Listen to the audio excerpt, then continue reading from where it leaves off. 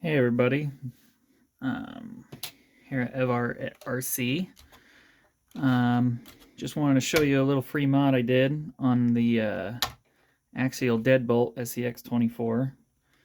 I got a bunch of parts. I just picked this up yesterday. I've already had a lot of fun with it. Super sweet car. Show you about those bolts here in a second. But yeah, today we're gonna do some stuff. I just over here on the Capra. Just picked this up too, so you know it's been a pretty fun week for me.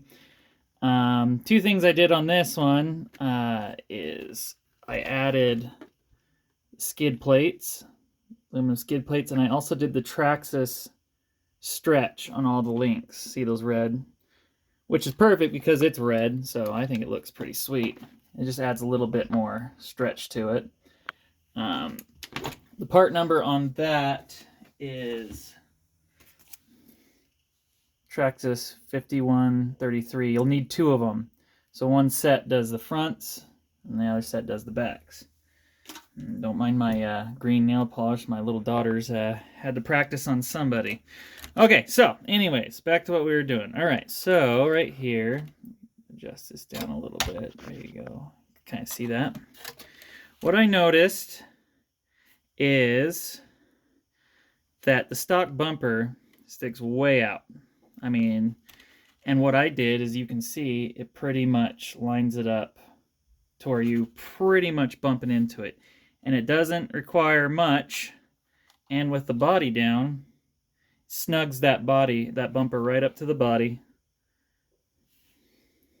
And you can still use your LEDs. Okay, so I'll show you what I did. First thing you got to remember is when you unplug this, it's the top LED. Okay, pay attention. Red wires are up.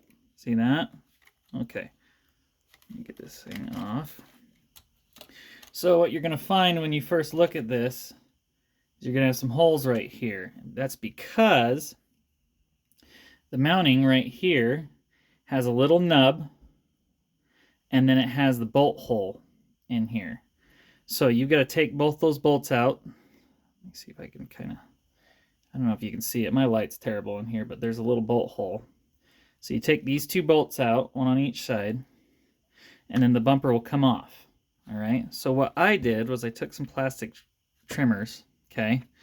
I cut the nub off the back, and then right here on the top, there is a stopper, a piece of plastic. I mean, you can see they're tiny. But what that does is on this frame rail right here, this U-channel, it stops the bumper, right? And I watched a couple videos about, and a lot of people were just taking their bumpers off, but I really like having lights on mine. So what I did was I just clipped the nub right here, and there's also one that runs down here, which is kind of hard to get into, but with some good plastic cutters, you can get it out. So pretty much what that does is if we go from the stock position, if I can show it to you, stock position's about like that, where the holes line up. And as you can see when you close the body, see how far that sticks out? So when you do that, what you can do is actually, now you can shove it all the way in. Just like that, all the way to the back. And that brings it pretty much in. Oh, that one's shifting a little bit. See how much further we can slide that in? It does hit on the servo horn a little bit, so I might go through here and trim some of this plastic right here. I'll get the Dremel out so it doesn't bump into it.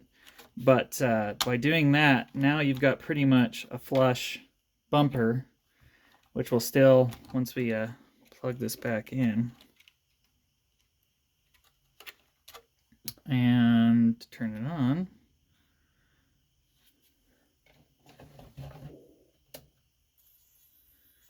just gotta get these plugged into the right spot. No. There we go. See, just like that. We still have our lights, still have it in there, and now it's flushed up. The only thing I have left to do is to trim a little bit of this back bumper to give it room for where the servo is going to hit. Sound good? Thanks for watching. Appreciate it.